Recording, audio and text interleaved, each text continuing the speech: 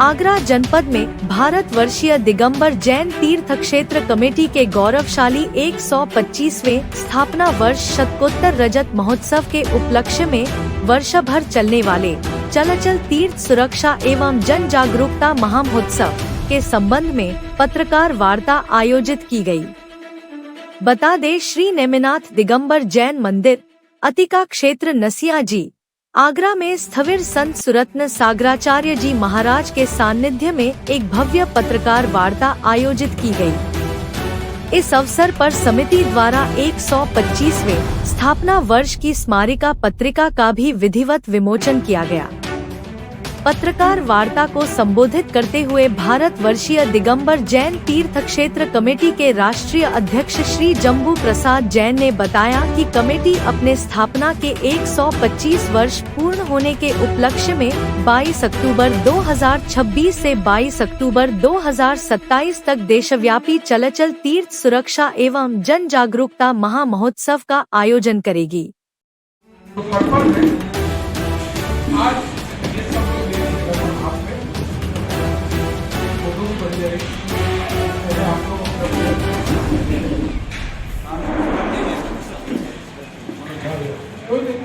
दिखाई देगा।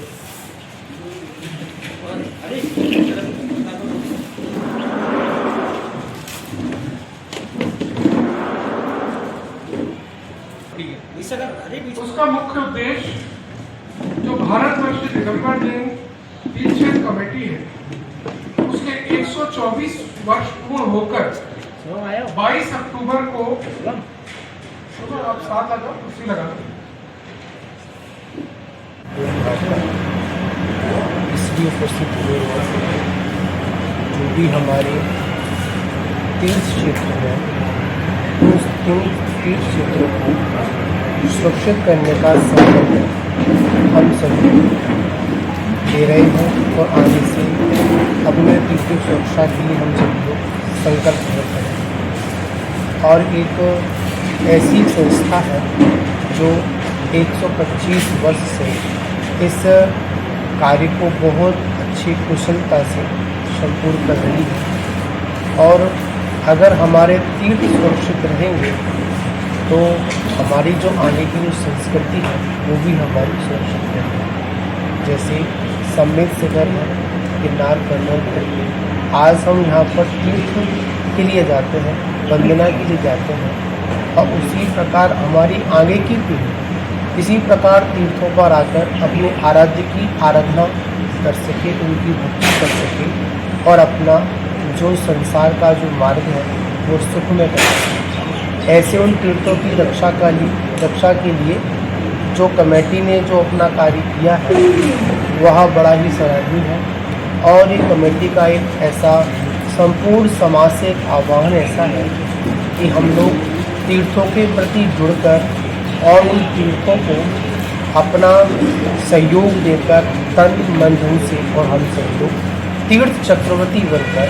उन तीर्थों की रक्षा में, उनकी सुरक्षा में, उनकी संवर्धन में अपना सहयोग करते हैं। आज इस कार्यक्रम के उपरांत हम सब लोग मथुरा जी जाएंगे तो मथुरा 84 में मात्र 21-22 अक्टूबर को पूरी समाज से सभी से सिर्फ ये कहना है कि आप आइए और तीर्थों के प्रति अपना समर्पण दिखाकर, क्योंकि जब हम सब एक साथ एक आवाज़ उठाते हैं तो हमारी आवाज़ को स्वीकार किया जाता है। तो हम भी भारत सरकार से सिर्फ यही बात कहना चाहेंगे कि जो भी हमारे तीर्थ क्षेत्र हैं उन तीर्थ क्षेत्रों पर हम सभी लोग जब जाएं, हमारे निर्गंत साधु विहार करें तो उनकी सुरक्षा में अपना सहयोग दें। और जो भी असामाजिक तत्वों ने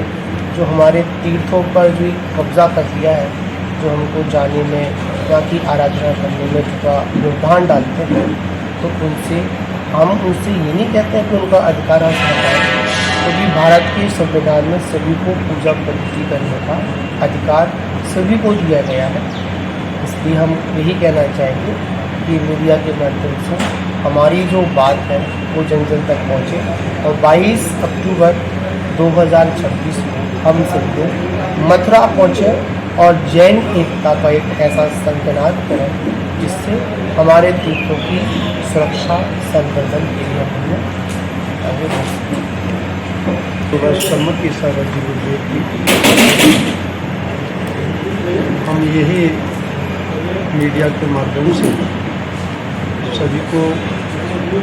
मार्गदर्शन यही देना चाहते हैं कि जो आज पूरे भारत में जो भी क्षेत्रों की समस्या है और उस समस्या को हल करने के लिए जो भारतीय तीर्थ क्षेत्र कमेटी जो कार्य कर रही है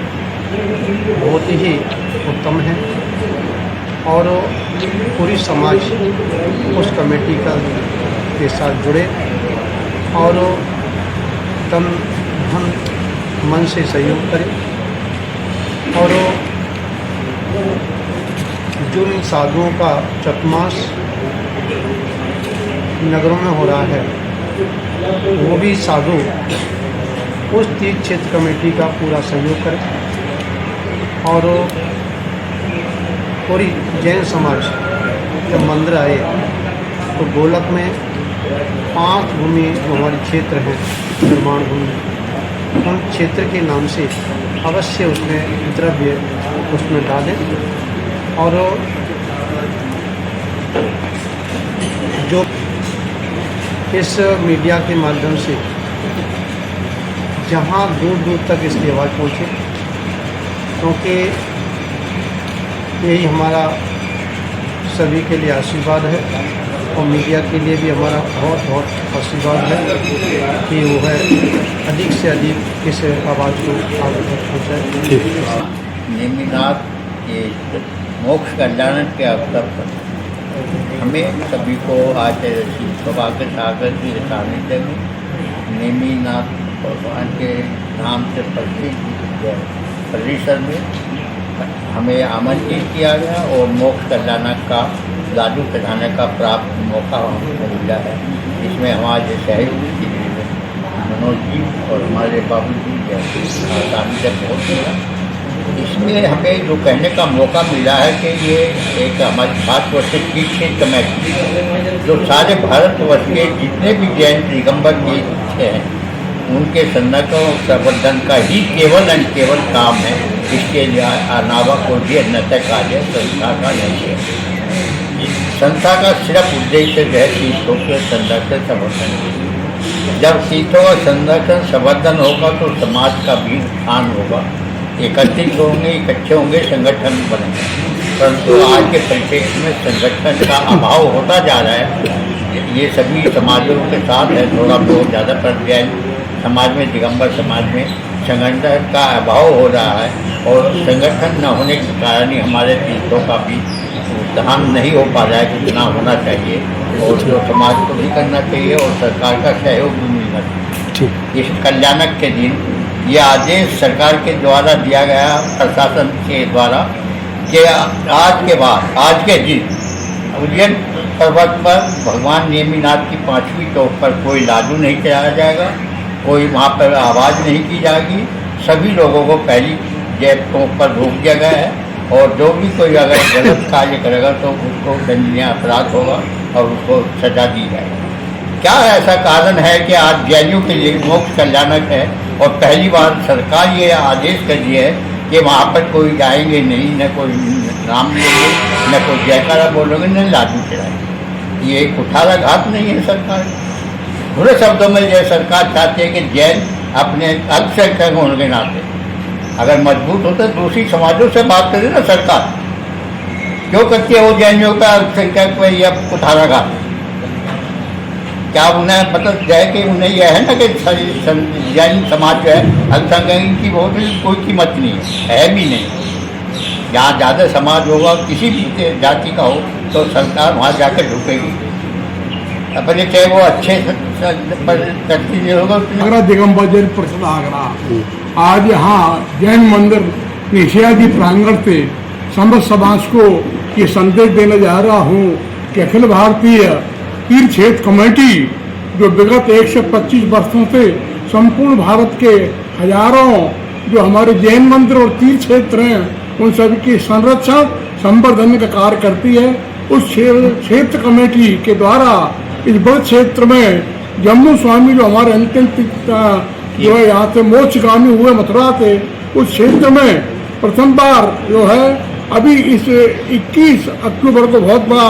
आज शताब्दी समारोह आयोजित होने जा रही है। इस अवसर पर मैं सकल समाज जैन समाज से अनुरोध करूंगा निश्चित रूप से अपनी सहभागिता प्रदर्शित करके हमारे तीर्थों के संरक्षण संवर्धन में जो अतुलनीय योगदान जो तीर्थ क्षेत्र कमेटी कर रही है।